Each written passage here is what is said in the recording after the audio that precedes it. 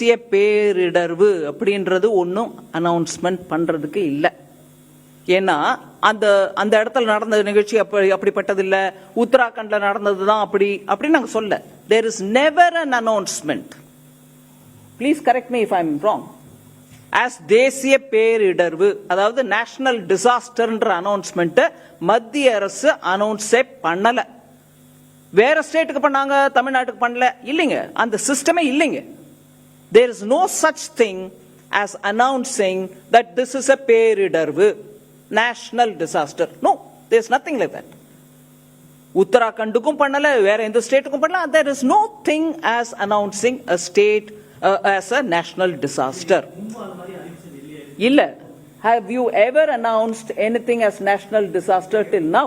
Will you want to answer him? Never.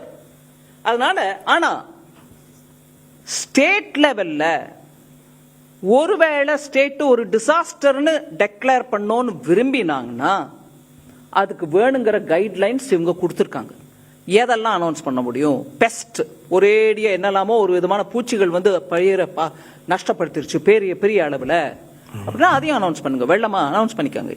அவங்க would you want to explain that you've given guidelines for the states to announce any disaster that they think they want to announce?